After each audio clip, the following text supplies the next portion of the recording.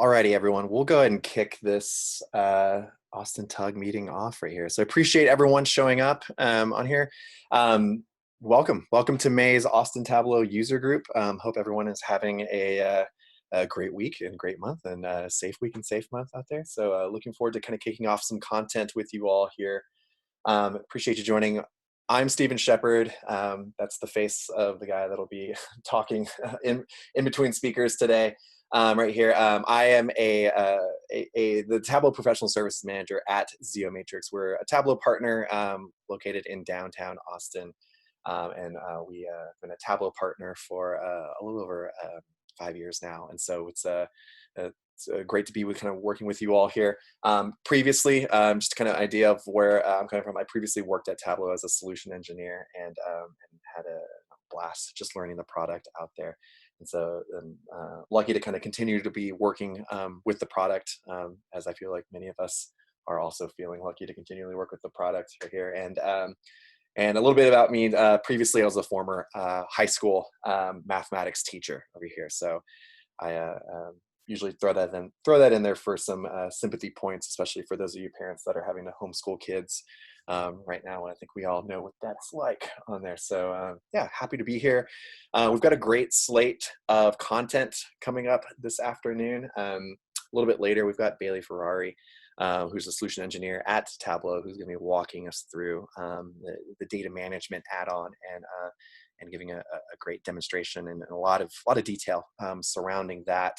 But first, what we're going to do is we're going to kick it over to Todd Moon, who is a business analyst, web accessibility and development, really overall guru as far as the web accessibility goes, based on my interactions with Todd so far here. So as you can see, he's an experienced IT professional with 20 plus years in the front end development. He's currently using his skills to help organizations be more accessible and adhere to ADA compliance as much as possible. So he's worked with the Railroad Commission of Texas and is currently with the Department of Family Protective Services. And he's going to give us just a little bit of an explanation of how he is able to achieve or achieve better accessibility through Tableau content, which is something honestly I've run into a few times working with organizations and who need to do this. So this is a great talk and excited to hear all the content here. So Todd, I am going to unmute you at this point. So feel free to, I believe you're able to speak now. Is that true? Can you talk? Yes, sir. Yeah, thank you, Stephen. All righty. Yeah, I'm gonna go ahead and stop sharing and you feel free to share your content and yeah, take it away. All right, thank you, Stephen. Yeah, I'm Todd Moon and I'm thankful to be here and thank you for everyone for joining today. Let me go ahead and share my screen. All right, I think everyone can see it now. So today's presentation is about making data visible to all, even those with vision impairments.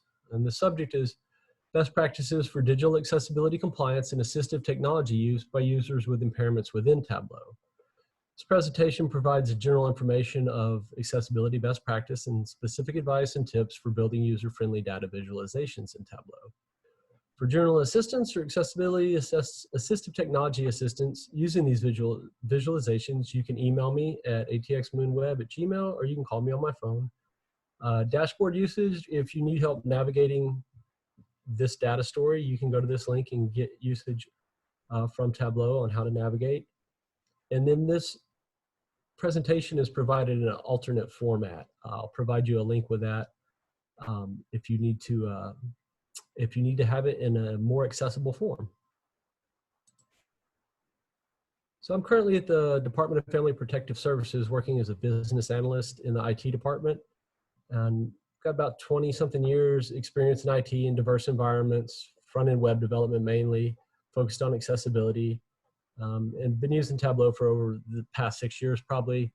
I worked in higher education in a data warehouse for a long time and at the Railroad Commission, and now I'm at DFPS. So what is digital accessibility? It means building digital content and applications that can be used by people with disabilities. This can apply to websites, software, mobile apps, video games, electronic documents, and more. So it can apply to any type of digital asset, including, all the Microsoft Word products as well. Microsoft Office, excuse me. User awareness. There's over 56 million people in the US with a disability, and there are various forms, levels, and states of disability to be aware of when focusing on accessibility.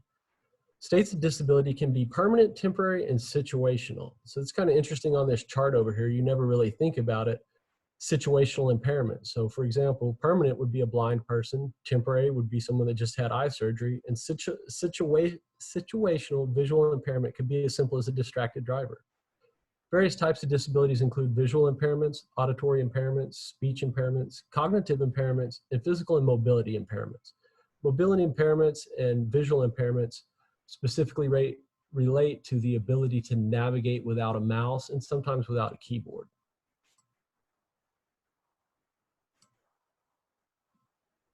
And so this slide just shows general disability statistics. There's 26% of the population that has some form of disability. You can see functional disability types broken down on this bar chart. And looking at color blindness, this is pretty interesting. The difference between male and female color blindness is fairly significant.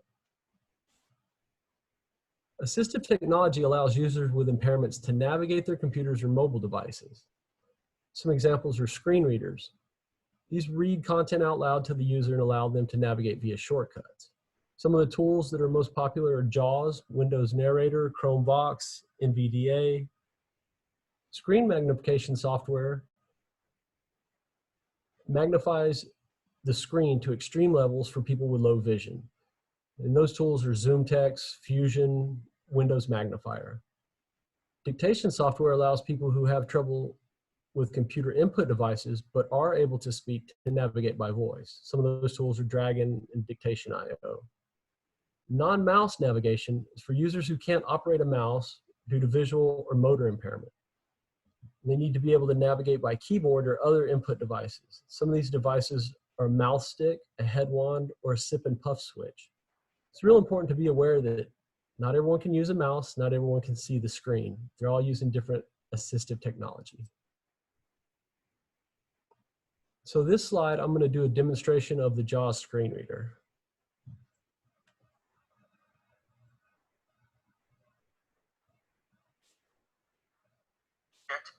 Text box. Level 1. Screen reader demo. This slide will demonstrate the functionality of the JAWS screen reader announcing alternative text for images. All images should have an alternate text description. Images and colors should not be the only method of conveying information, meaning, or functionality. Picture. Fire safety steps. In case of fire, follow these steps: Step 1, remove patients in immediate danger. Step 2, report fire in location. Step 3, close all doors and windows to isolate fire. Step 4, extinguish fire. Okay, so you could understand from the screen reader demonstration that there was something wrong with the slide. You heard it announce 2 pictures, but it only gave a description of 1 picture, and that's because I didn't use any alternative text on this image. It's very important that you don't use images or color as the only means of conveying information. So if you do insert an image in Tableau or any other application, you need to insert alternative text that provides that information to someone that's using assistive technology. Accessibility guidelines. The WCAG documents explain how to make your web content more accessible to people with disabilities. Web content generally refers to the information in a web page or web applications. And according to WCAG, the POUR acronym, all content should be perceivable, operable, understandable, and robust. Web Content Accessibility Guideline 2.2 is the most recent version. It just came out, and it's been updated over the years. 2.1 was before this. There's 3 levels of conformance within WCAG: A, AA, and AAA. You can visit their website below. It gives you all the guidelines you need for development. Accessibility testing. The only way to know if your product or asset is accessible is to test it. There's two test methods: automated testing, using software tools that can automatically evaluate your code, your content, your web page for accessibility issues. The pros of this is that it can detect hundreds of basic accessibility issues in seconds. It doesn't require special expertise. The cons are it can't detect all accessibility issues. Some of these tools are Wave and Axe are free extensions for the Chrome browser. Sort Site is a tool that you install on your desktop. It's a pay tool. So here's a free download to the Wave extension, which is really good. It's a pretty robust tool. The other type of testing is manual testing. This is where an accessibility specialist attempts to navigate and interact with your application, content, web page, using different types of assistive technology. And the pros are, it's thorough. It's the only way to get a complete picture of the site or application's accessibility, and it identifies logical reading order, element focus, keyboard traps, etc. The problems are, it's very time consuming and it requires special expertise. So the technology used are JAWS screen reader, Zoom text, various input devices. Manual testing is where you have human input to make the decisions about whether it's accessible. Automated testing is basically just flagging for WCAG criteria violations. Assessing accessibility risk within organizations. You should always strive for 100% accessibility compliance, and you may be asked to assess risk. This can pertain to remediating existing or legacy assets or within the procurement of vendor products. Risk assessment factors generally focus on visibility, is the asset internal or external facing, the usage, traffic level, how many people are using this, and the type of asset. Is it a web page? Is it an electronic document? Is it an application? Risk assessment generally focus on the legal risk of non-compliance. You should be aware of accessibility lawsuits are on the rise and larger organizations are big targets. Establishing a risk matrix or risk ranking system assists with risk assessments. Providing statistics to support your assessment shows credibility. And here's a link to an accessibility risk assessment tool I created in Tableau. And it's basically just a decision tree going through the risk factors that I described above. So getting to Tableau, accessibility compliance within Tableau. Tableau is meant for data visualization. The nature of the software is inherently intended for sighted users. Tableau is aware of accessibility issues concerning screen reader navigation, keyboard navigation, and announcement, and is working to resolve issues for future releases. When a digital asset is known to have accessibility issues, you should always provide reasonable accommodation through alternative access.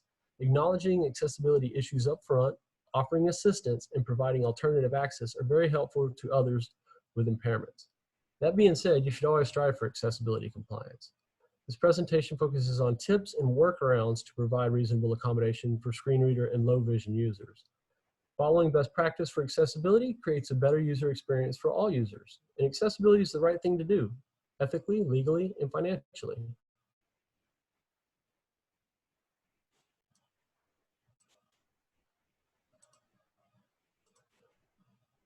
So some general Tableau tips. As I mentioned before, you should, if you know the product's not 100% accessible, you should offer alternative access. So within Tableau, it's generally a good idea to provide an information or a README landing page as the first view or the first dashboard, or at least include that information within the dashboard that you presented. And it should include a description or summary of the visualizations, a link to the data source in an accessible format, provide contact info for accessibility assistance, and provide contact information for data assistance. And it also should describe the process to save as a PDF or a PowerPoint to assist as another means of access. Some best practices when you're building your worksheets. Always try to use the colorblind palette. There's several palettes in Tableau. The colorblind palette has 10 colors. If you have more colors in your chart than that, you can accommodate by editing and adding as needed. Use thick lines, bars, borders for users with low vision. This helps things stand out for people that can't see very well. You always want to maintain a high color contrast ratio. If you put a light yellow on a white background, nobody can read it. So that's another example of how accessibility best practice makes a better user experience for everyone. Always try to use large, bold text as applicable. I set most things to Tableau bold and try to be consistent with the font throughout. Use titles and captions within the sheets to describe the view of the data. So it's always good to let people know what they're looking at. And another best practice is naming your dashboards, your slides in a data story, the business question that you're trying to answer with the data. You want to keep the view simple too. Reduce the level of detail in the view. You do that by using aggregate data versus granular to avoid having too many marks. So if you have a lot of different lines and marks and it's just a real busy chart, it's even harder for people to read. You can use filters to show less marks. Use real descriptive legends and filter labels. A lot of times you'll put a filter on there and it will just say state, and people looking at it won't realize that that's the filter for state. So I tend to label all my filters filter by state. It's real important to use descriptive titles, as I mentioned. And then lastly, you can open the view data window to the summary tab. That assists people as well. Here's some resource links. Thanks to Kyle Gupton. He is the accessibility specialist over at Tableau. He's got a lot of good information. And I've pulled some of his information for this presentation, so I'd like to thank him. And this one's just kind of funny. Data visualization is good and bad. So if you want some good inspiration for building your dashboards, go to Reddit. Data is beautiful. There's all kinds of cool stuff out there. And this is one of my favorite vizzes on Tableau Public. It's 100 different types of charts produced using Tableau. It's really amazing. There's so much stuff that you can do with this tool. It's really powerful. And then humorous, when you need a break, go to Data is Ugly. The tagline for this thread is called Where Data Goes to Die. And you see wonderful visualizations, well, I'm sorry, not wonderful, horrible visualizations like this chart below, the spiral chart. It'll give you a good laugh. So I'd like to thank you all so much for your time and letting me speak, and please reach out to me at my email address if you need any assistance. I have this presentation on Tableau Public, and I also have it in an accessible PDF format, so I can send that to you as needed. And just let me know if you have any questions. Thank you so much. Y'all have a real good day. Nice. All right, Todd, thank you so much. I appreciate that. I'll keep you kind of hanging around for a little bit too. Does anyone have any questions? Feel free to pull up that Q&A box in the webinar to be able to ask questions here. I'll throw something in the chat too, so that you know that you can be asking that. But this is a great area. If you see things pop up during the talk and you want to be able to kind of ask questions, I can either ask Todd that, because he'll probably be focused on the screen, or Bailey kind of coming down the future on here. So feel free to throw it into the Q&A right there, or raise your hand. There's also that function in the Zoom webinar where you're able to raise your hand. I see one person has a question. Let me figure out. It's always tough to see who that person is. Oh, it's Whitney. Hey, Whit. Do you, let's see. Whit, do you have a question here?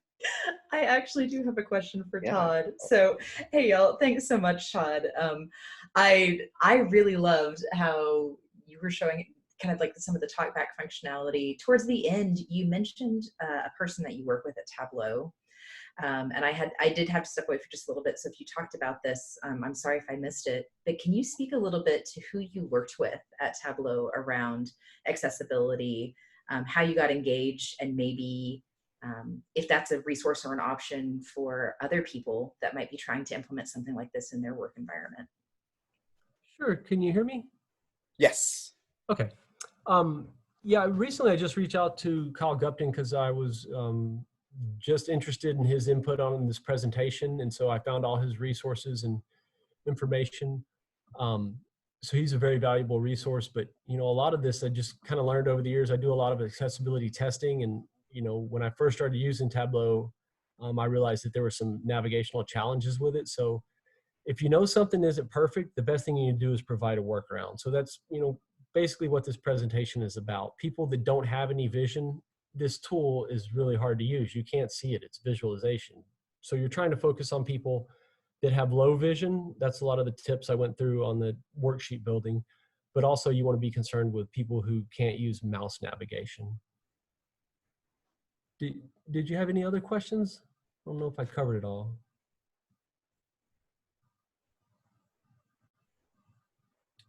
That was probably great. I'll kind of relay some of the items coming in on the Q&A right here. Not really a question, but just Jolene Lambton just says that this was a great use of Tableau, and she loved the application for people with disabilities. So she found it super interesting. So kudos on that, Todd, right there. Homer, yeah, go for it. I'll put the link to the PDF in the chat window for everyone. Yeah, the PDF of the presentation? Yes, sir. And it's also Okay. on Tableau Public. I'll put that up there too. Perfect. Yeah, that was Homer's question, actually. That was the next one I was going to get to. Homer wanted to know if there's a way you can get a copy of the slides. right, so yeah, PDF right there. And then yeah, not sure if anyone noticed this, but Todd was actually using Tableau story points to kind of provide this presentation. So kudos to Todd on keeping it in in Tableau right there. So perfect. So Todd, another question here from Jolene. She says that she teaches managerial accounting in an MBA program, and she's trying to create visual application in the management accounting area. Do you have any ideas? The application, like if you're going to create like a true application with, you know, data-driven user activity, I would build it on a existing framework like Bootstrap 4 or Angular is got good built-in accessibility for dynamic data-driven websites using JavaScript. But if you're just trying to create visualization using Tableau on accounting data, there's a lot of good examples out there. You can go to Tableau Public and find things. It's always easier to not recreate the wheel. So if you can find something that is already out there that you like, you can just kind of build on that. You can download the workbook off Tableau Public and see how they built it, and then put your own data behind it. Great answer. All right, any other questions that have come in for Todd? And again, you can, yeah, Julian said that she'll look into Tableau Public for some applications. And so, yeah, appreciate it. So feel free, keep them coming in the Q&A box. Also, we'll be able to, at the end, with a little bit of time left, we can kind of bring Todd back up if we have any remaining questions on here. But any other ones trickling in? There we go. And it looks like Whitney posted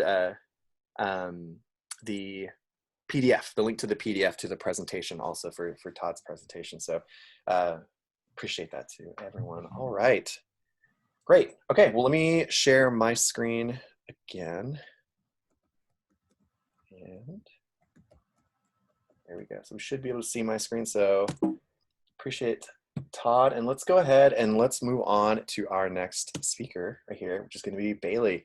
Bailey's coming from Tableau over here, and she is going to give us a look into the Tableau data management add-on here, which is a big need.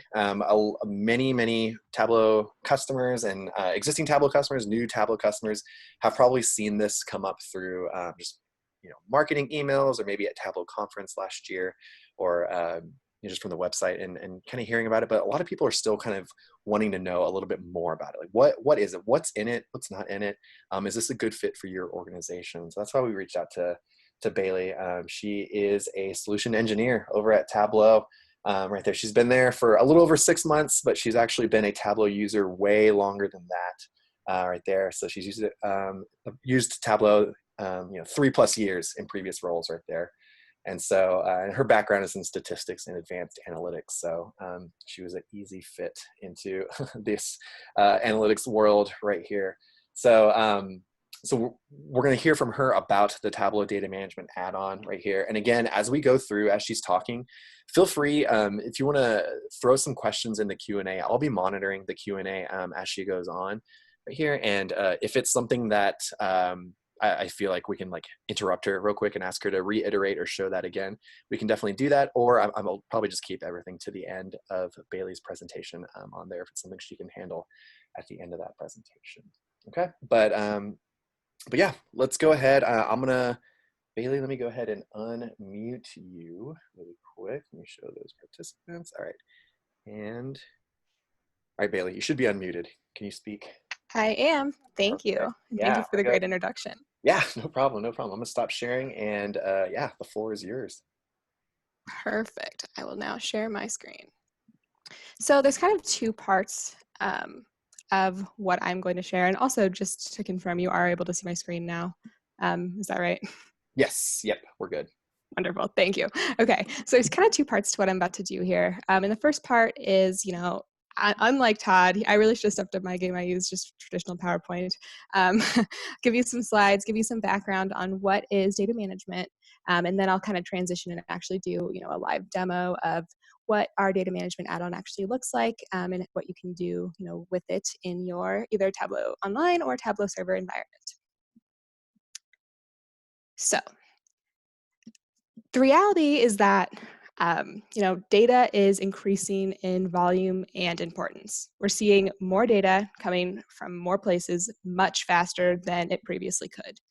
And this is not only a problem for users who struggle to effectively find and use their data, but also for IT because they are tasked with governing it. All the while, there are users asking for more access to even more data. And the end result is chaos, right? There's just also, a lack of trust in the analytics environment because nobody knows what's going on or where to look. So how do you solve all of this? Enter Tableau Data Management. So before I show off kind of what's included in the data management add-on, I wanted to provide a little bit of background on how Tableau approaches, the idea of managing your data as a whole. So the issues I just mentioned, more users needing more access to more data in more places faster than ever before, are all issues that customers have brought to myself and every other solution engineer at Tableau. And at the end of the day, these issues matter to every business everywhere because they are all obstacles standing in the way of you making data-driven business decisions that will drive ROI, which of course, is a goal. So to address these, we took a four-pronged approach. First, we look to empower both IT and the end users. In order to scale a self-service environment where more people need to access the data, we recognize the importance of end users sharing some of the traditional data management responsibilities with, administrators in IT. Second, and no surprise here, we focus on analytics. Other data management solutions help migrate data or integrate applications, but Tableau continues to stay focused on giving people the information they need when and where they need it, directly in the flow of analysis. Third, and of course fundamental to Tableau, is the power of the visual. We believe having a visual interface is the best way to interact with your data. Whether you're searching for data, prepping it for analysis, or exploring it for insights, it may sound cheesy, but it's true. We help people see and understand their data. And now even more so thanks to Todd, we're really helping all people see our data, which is our mission critical. And finally, we want to make sure you can leverage your existing investments in your data environment. Do you already have a data warehouse or a data catalog? That's no problem. We want to help you leverage those. We offer, unparalleled choice from your deployment options to our many native data connectors, and provide the same flexibility and extensibility to our data management solution. Our goal is to enable the consistent delivery of data across an organization, no matter its size or complexity. So what are you getting when you buy the data management add-on? There are two pieces of data management, and the first piece is Tableau Prep Conductor. Some of the feedback that pained me the most to receive is when a customer would tell me that prepping their data often took more time than analyzing it. So what did we do? We addressed that. As I'm sure many of you know, in Tableau 2018.1, we introduced Tableau Prep Builder to help people quickly combine, shape, and clean their data in a visual and direct way. However, prepping data, like doing analysis, needs to be scalable, which is why in 2019.1, we introduced Tableau Prep Conductor. Prep Conductor makes it possible to automate and schedule your prep flows from Tableau Prep Builder directly in either Tableau Online or Tableau Server. With a central data prep process, you know who is creating flows, when they are running, and if they've successfully completed. This is all to increase that trust that I was talking about and give you confidence that your data is fresh and always ready for analysis. The second piece of the data management add-on is Tableau Catalog. Since finding the right data for your analysis can be tricky, we made Tableau Catalog to help with that. Tableau Catalog is made for everyone in your organization, from main content creators to IT to the end user. By providing a complete view of all the data in your Tableau environment and surfacing the metadata, Tableau Catalog allows you to not only see an index of the data assets available to you, but also gives you insights into how the data is being used through lineage and impact analysis. With a higher level of visibility, IT and end users alike can accelerate the discovery for the right data for your analysis. So before I jump into the demo, there are two experiences I want to share with y'all because they really helped shape me into the data management enthusiast that I am. And the first experience is actually a conversation and a story that was shared with me from a sales manager here at Tableau. So At Tableau, we use our own products, right? We have Tableau Server, Tableau Online, a lot of them, that we, constantly are checking and monitoring our metrics and making sure that we're meeting our customers' needs. And one of the things that our sales managers do is every Friday afternoon, they log into our Tableau server and review our Salesforce call notes and call logs for that week. And in the prehistoric times, before data management, this manager had tried to do so. So he logs in, sees a dashboard, is looking through it, and everything just seems wrong. The call notes are messy. Some of the calls are just not input correctly. Some of the time was like weird. It was like 12 hours on one call, which definitely doesn't happen, or at least shouldn't. Just things that you would not expect to see, and really, really, poor quality call notes, which is just not acceptable at all. So it's about 4:30 p.m. and he is furious. He's fuming. He starts like texting, calling, emailing some of his team, digging, trying to figure out what went wrong. And then finally at 7 p.m., he gets a call from one of the other managers, and they were like, "Hey, man, that table is just under maintenance. I'm sorry. We sent an email on Monday. It's all fine. It's all there. You can go through Salesforce and check, but so sorry for that confusion. Sorry for that stress." And at the end of the day, he wasted his weekend time with his family stressing about, what he was seeing, because there was not a single source of truth. There was not a clear way of saying, hey, this data is depreciated right now, but it's in repair. It's going to be fixed. Just check back in a few hours. And if he had that, it would have saved, blood, sweat, and tears, and anger directed at people that it shouldn't have been. So, that's just one example of something that we, are trying to address with specifically data catalog. And as you can see in this kind of little preview here, we do now have very, very visible data quality warnings. The second experience I want to share with you, I am going to address the elephant in the room, or should I say the cow in the room, and bring up my presentation title, which obviously was Milk Worth Buying. So what does Tableau Catalog do? It clearly communicates all relevant information needed to make business decisions. Why is this critical functionality that you should spend money on? Because if you won't accept ambiguity or uncertainty when you make decisions about your groceries, you shouldn't for your business either. Would you buy Ricky's milk? I don't know if I would. I don't even know Ricky. What if he's a creep? And even if he isn't a creep, it's his first attempt at making homemade milk. And rarely are people good at something, the first time they try it. So if I want milk, I'm going to spend that $1 extra and buy the Horizon Organic, because I feel like I actually know what I am buying. I can see the best by date, number of calories, ingredients, everything I need to know to make sure that I feel comfortable and am making an informed decision. And so at the end of the day, at Tableau with data management, we want to help you make sure that your data is the Horizon Organic equivalent and not Ricky's first homemade milk. So with that being said, let's demo the product. So the first thing I'm going to kind of show you, this probably, well, for Tableau Prep users is going to look familiar. You're seeing a snapshot of a Tableau Prep flow that has been published up to my Tableau server environment. So directly within Tableau Prep, this can be done by building a flow, going to server, and publishing that flow. When you publish that flow, this is the landing page that you're going to be brought to. You're first able to see, an overview of what that prep flow actually looked like, which is super, super handy. You can see, what transformations that people were doing with it. And you're also able to see a clear way to actually run these flows, the entire flow as a whole, or, just specific output steps. You're also able to see the status very, very visually, when's the last time it was run, when the last time it was succeeded. But here is where Prep Conductor really shines, and it's going to be within this scheduled tasks, option here at the top. So here you are able to fully automate when you want those prep flows to run. Which is extremely convenient. So just like the flexibility that you have experienced with other Tableau products, scheduling refreshes, scheduling extract or incremental refreshes, you can now schedule these prep flows, which again, for people that are using Tableau Prep, just this Prep Conductor functionality, I cannot speak highly enough on.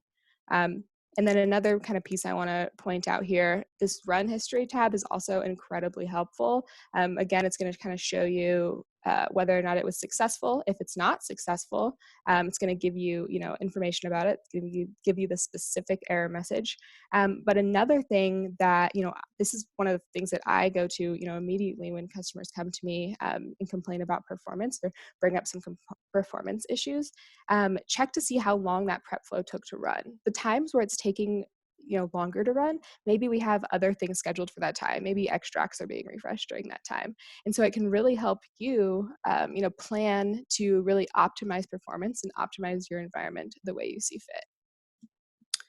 With prep flows, you're also able to see this data quality warning that I was just referring to. This is not just limited to published prep flows. This is available for you to do with anything that you post. But I kind of just wanted to point this out here. With this data quality warning, you're able to not only create this little warning for people to see when they first pull up the table, but you're also able to write a full description saying, hey, this is what's happening. This is when you can see or expect to see a resolution. This is who said it. This is when. So tons of information about what is happening with your data and with these tables that you should look at before you get mad at your team, right? And then the last thing that I kind of want to point out, and this is now, I guess, a hybrid of both Prep Conductor and Tableau Catalog, is this lineage option. So this lineage tab is really kind of, I guess, where I think Tableau Catalog really, really shines. So this lineage-like view is going to show you exactly how a published prep flow, a published data source, a workbook is interacting with the other things on your Tableau server. So for example, this prep flow is used in 10 workbooks, came from one database, has 8 tables in it. So you're able to see the relationship between, one part of, I guess, a workflow and how it is connecting to and interacting with every other thing published on your Tableau server. At Tableau, we just migrated from an on-prem server to Snowflake, and this saved my life. And I think a lot of solution engineers will tell you the same thing, because migrating so much content, which there was a ton of content because we're all data freaks who build dashboards like it's our job, which kind of is. It was hard to figure out, okay, who can we contact about this? Who can migrate this content? Where is it being used? Are the workbooks that it's actually being used for valuable? Are people actually going to them? So all of this can really help you construct a Tableau server environment that's controlled, that's regulated, and that is being used efficiently. You're not going to be wasting resources on workbooks or data sources that are not actually, being used in numerous workbooks. So just tons of information about how this is interacting with other things on your Tableau server. Another thing you'll notice with the data management add-on activated is going to be directly within a dashboard. So, as I'm sure you just heard me say a couple of different times, data management is for everyone. That's kind of what we are envisioning and what we're really, really hoping. And the way that we kind of went about doing that is with this data details functionality. So when you click into data details, you're able to see kind of a high-level overview of first, how many people have viewed this dashboard over the last whatever weeks you want to specify. More information about that. Again, the data quality warning is visible here as well. And this is something that I, really, really love here. You're able to see the fields in use. If it's a calculated field, you're able to actually see the calculation without having to go into web editing and mess around with it yourself. You're able to see, if someone set a description for a field, you're able to see that description right there. So just giving you full visibility into what and how your data is being used in these views to make sure that, there's no misunderstandings, that there's no, accidental error that's skewing your visual analysis.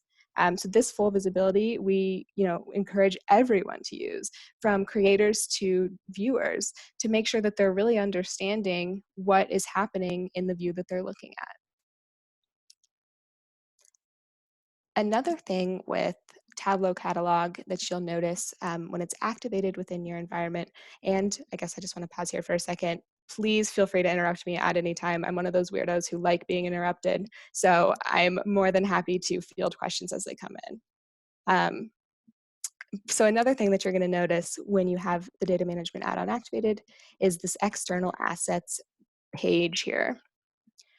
In external assets, you're able to see it's going to look similar in some ways to when you are just in the typical explore pane and you are data sources, but it's going to give you a little bit more information. So external assets is going to give you all database and files as well as tables.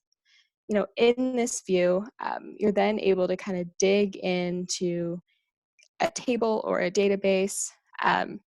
Again, you'll see the lineage pane immediately just kind of activated to show you the relationship with the other workbooks and data sources that are being used with it.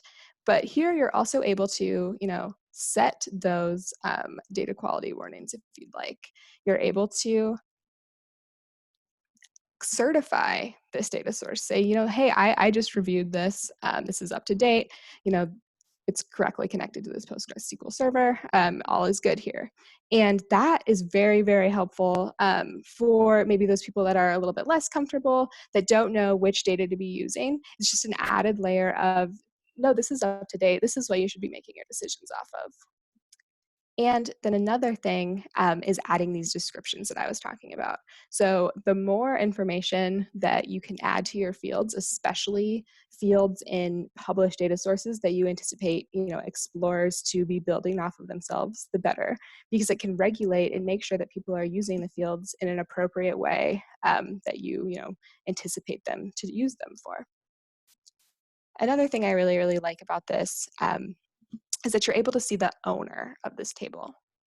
You know, in this case, Eli does. Eli owns this. If I wanted to contact Eli because I'm seeing a problem or seeing something that, you know, maybe looks a little bit weird or something I just want to understand better, baked into Tableau directly in this interface is the ability to reach out to him. So rather than having to pull up your email and send him an email, try to track down what specific table it is, directly in the interface you can say, you know, here's the problem, this is where I'm seeing it, can you explain this? And it'll be sent right to them. So again, fully integrated exactly where you need it, which is in the flow of the analysis directly within your Tableau server. Any questions at all? Not right now. There's a couple questions that I might have you quickly answer towards the end on there, but yeah, I think nothing Cool. through the Q&A port. Perfect. So going back to the idea of, you know, adding descriptions to fields. So let's just say I want to add a description. I'm just going to put my name right now to show you, you know, what this means. So with this functionality, by adding a description within this search bar, now anytime I, you know, want to look up a specific description, you're not just limited by, you know, if it was a field name or if it's a workbook name. Even though there is not a field within this, you know, data sources table that is Bailey, the fact that I put my name in this description mean that I can now find it through this search bar. So full visibility into everything in your environment, including these descriptions, and, you know, not just limited to field names. So really cool functionality we see a lot of people using as well.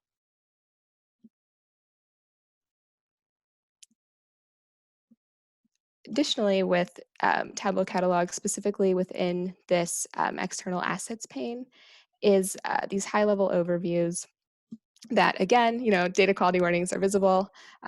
We're able to sort, we're able to see, you know, which workbooks are the most used, which data sources are the most used, and really can help you make those decisions about, okay, maybe, you know, this finance table isn't necessary. I can see that, you know, Tim owns this. Let me reach out to him. So the goal is, you know, to give you as macro of a level as, okay, you know, these are the databases, these are the files, or as micro as these are the specific tables in them, and then, you know, the ability to really drill in, see who owns it, and who to contact, you know, if there's something wrong or if this data quality warning needs to be updated. So that is really my high-level overview that I have for y'all today. If there's anything else that, you know, you want to show or want me to kind of dig into, I would love to do so. Hey Bailey, this is Steven. There's a couple questions that came in that everyone was loving the presentation, by the way, so great job on here. Thank you. For at the beginning when talking about kind of prep conductor, I think there's a few Mhm. people who just still haven't fully dove into to prep as a product on there. Would you be able to kind of go a Got little it. bit more detail into like what prep offers, and and if you can pull it up, great. If not, no worries. Looks like you pulled it up, so awesome. So yeah, give people Yep. a little idea of what prep is able to offer, and why having that up in server is such a huge bonus. Of course. Yeah, that's a great point. So Prep Builder is, I think, like one of, the unsung heroes kind of. I love it. I use it all the time. Really, Prep Builder's functionality is to make, preparing data sources for analysis as visual and as direct as actually analyzing the data. So, Tableau Desktop does a really good job of creating visuals, but I mean, if you've ever tried to join a bunch of tables in desktop, you might know that it's can be a little bit clunky or can be a little bit frustrated, because even as you're kind of specifying which joins you want, which unions you want, it's really hard to see what's happening or making sure that this is actually going to work. So Prep Builder addresses that. It gives you a visual and direct interface to bring your data together and create these data sources that you are structured in the right way for you to analyze in Tableau Desktop. So there's many things you can do in prep. Some of the most common, and I apologize by the way, my computer has been weirdly slow today. Some of the most common things you're going to see are filtering out maybe values that you don't want. In this case, this step was removing nulls, fixing data types, similar to how you can do in Tableau Desktop. But let's say a geographic field was not recognized as a geographic field, you can go in and you can change that. You can specify, hey, I want this to be a zip code. You can group values together. So let's say, hopefully this will load. Maybe you have Colorado spelled out fully, and then you have CO, all caps, and then you have uppercase C, lowercase o, and you want those all to be, of course, grouped within just one Colorado value. Very easy to do that as well. You also have the ability to do, almost kind of custom breaking apart or custom grouping, date parses, all the great calculated field functionality in desktop, specifically with preparing your data and getting that structure in a way that's going to cooperate very well with you in Tableau Desktop. So I think that I'm biased, but in my opinion, in my experience, I love using prep to join tables anytime I have more than three, or I have a customer that has more than three different tables that they're trying to bring together. I almost always recommend using prep, because it's just it's a great visual way of getting that data to show. And I'm actually going to try to see if I can get something that is going to load, but that's kind of a high level just description of what prep can do, with the sole purpose of making it intuitive and visual to create a data set that's going to cooperate well for you in Tableau Desktop. So much so that at any step in a prep flow, say, right now I joined these tables, or I union them, and then I'm, doing another join here. If I wanted to preview that in desktop, usually it would work. We also, this is another thing. We just launched Tableau 2020.2. And so I have not fully upgraded yet, which is why I'm assuming there's some weirdness happening. But if you haven't upgraded to 2020.2, you absolutely should. It's an amazing innovation that our team has done.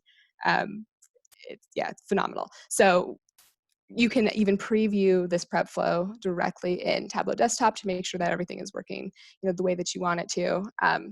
And without having to, bring in 5 different tables and try to join those in desktop, because that is not very fun. Awesome. Manu threw in something in the chat, pretty much said, summarizing all of this. He said, all the horrible things I had to do with data in Excel and with scripts while losing his mind, he now does them with Yes, I feel that. Yeah, we all feel that. Totally relate. Yeah. Question came in from Steve here. So he wants to know, are the prep builder files, so like the TFLs, are they published to server alongside the Tableau data source files that are created from them? And pretty much he's just asking, like, can he share and certify his flows the same way he can the Tableau data sources? Great question. So yeah, okay. So you can still publish these individual, like output steps to Tableau server, and that would be, like one of those data sources that you publish. You can also, kind of what I was showing with in Tableau here. Let me pull up this prep flow again. Publish the flow as a whole. So here, these different output steps are going to be, data sources that you can now connect to via like pulling up Tableau desktop and then connecting to Tableau server and selecting that table, or, doing web editing off of. And then, specifically for the flow, you can set a data quality warning. And then specifically for the output files, the actual data sources, you can set another, data quality warning as well. So tons of flexibility there. You can do the whole flow, you can do parts of the flow, but once it's published up to server, they can be viewed as, one entity, one prep flow with 3 different output files, or you can drill into those output files. Nice. Okay, cool. Thank you. And then Kobe has a question here, kind of centered around licensing, I guess, but he wants to know if he has an individual creator license, can he get the data management add-on to be able to use Conductor with that creator license? Because that one server creator. Yeah, so that's a really, really good question, and honestly, a question that comes up a lot. Because of the fact that data management is activated strictly like on a Tableau server level, buying, I guess, essentially one data management add-on to correspond with your one creator license is not the licensing route that we have. Instead, you would then be buying the data management add-on for every single person in your like on the Tableau online environment. So say, for example, you have 3 creators and 10 explorers, you would buy the data management add-on for all of those folks, because everyone in Tableau server has the ability to go in, see these quality warnings, create descriptions if they want, see the data details that I was showing off on that one page. So it's really like the functionality is kind of there for everyone. It's almost like an all or nothing, where you either have the data management add-on and have this functionality turned on, or you do not and it is not turned on. Does that make sense? I think so. Yes. Got a Great. from Kobe on there. Nice. All right. Any other questions for Bailey as she's going through this? Homer put a extremely hot take in the chat window right here, saying at the risk of making a blasphemous statement, he sees Homer personally sees Prep Builder as probably even a more impactful tool for data analysts than Tableau itself. Right there, which is hot take right there. Wanted to throw Homer, I'm gonna put you in touch with the prep team, man. They'd love yeah. that. Homer on the Tableau Prep dev team right there. Literally. Yeah. No, prep is phenomenal. So yes, I'm smiling. I totally acknowledge that.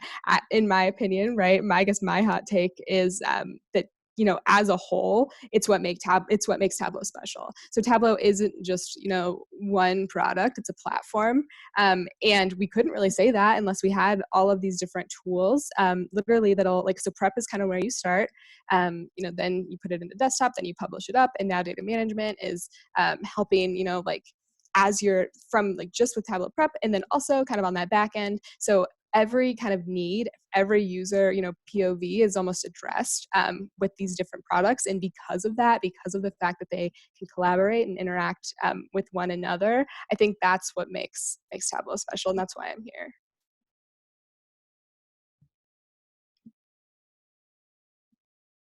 Alrighty, any more questions for Bailey? She's fielding them all right now. Let's see. I love them. Awesome. And thank you all so much for your time. Yeah, appreciate it, Bailey. I think you're off the hook. Great presentation on here. Appreciate this. Feel free to find both Todd and Bailey on LinkedIn, or hit up their emails there if you have any further questions afterwards that you think of in the middle of the night. That's usually where my Tableau questions come anyway. Me too. Yeah. Alrighty, let me go share my screen, and we can kind of close this down right here, but wanted to at least make a plug for the next tug. Rhymed, didn't mean it. It's going to be June 4th, 2020 right here. So next up, be on the lookout for invites and kind of the event page for the splash page on there. We'll send those out here shortly. But yeah, kind of get those on your calendar. now. Don't know if we'll be in offices or at home, but we'll probably be remote anyway for this. So just consider that there. Let me get Whitney over here. Yeah, Whitney, what's up? Hold on, I don't know if I fully unmuted. There you go. There you go. Hey, yeah, you saw me raise my hand in the Zoom. Yeah, so on June 4th, we'll be meeting, and the primary topic we're going to be talking about is finance analytics, and so some of the best practices about working with your data that comes out of different ERP systems, whether it's NetSuite, QuickBooks Online, or other systems that can sometimes be hard to connect to. We'll talk about kind of how you can leverage Tableau. We'll probably continue to talk about some of Prep and Prep Conductor, but also mention just at a high level so you guys know some of the ETL and ELT resources out there as well. But the entire purpose is so that you walk away understanding how different teams, whether you yourselves are in finance or you work with controllers, VPs of finance, that type of thing, to understand things like tracking, whether it be loan tracking, expenditures, customer invoicing. We'll be talking about that. And then we also might be trying to introduce a new topic where basically an interactive component where we kind of pick a topic on the fly and chat about that. We're still exploring some ways to make this a little bit more interactive with some of these different virtual tools. So we're excited to see you guys in June. Nice. All right. Yeah. Perfect. Thanks, Whit. Awesome. And then Priyanka had a question, but I'm sure everyone has the same question. So is asking, will this recording be available?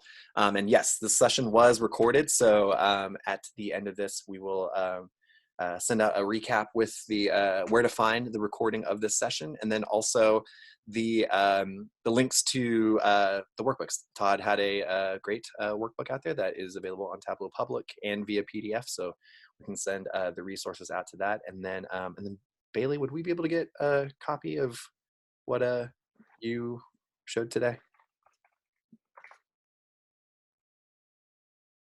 Hold on, I think we're both unmuting you. Or hold on. Oh my gosh, I'm so sorry. Literally, I saw you unmuted me and then I remuted myself. Yeah. Yes, of course, absolutely. If you want to laugh at my bad milk pun, but yes, milk it for all it's worth. Wink, wink. Of course, you can have my slides. Perfect. All right.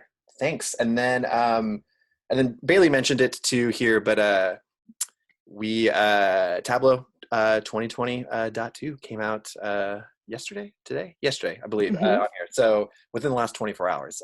So go and grab it if you can. Amazing updates, and it's always a little mini quarterly holiday whenever Tableau releases its new new version out there. You get to play with all the new features. We got the noodle out there. Noodle. Yeah. So go and check out that noodle that Tableau has. It's going to change how we connect to data for forever. So anyway, so appreciate everyone's time here. You will get an email recap with all the resources on here. And then please feel free to reach out to me or any other panelists or the people who spoke today if you have any further questions. And looking forward to seeing you all a little bit less than a month from now. All right. So appreciate it, and have a great day.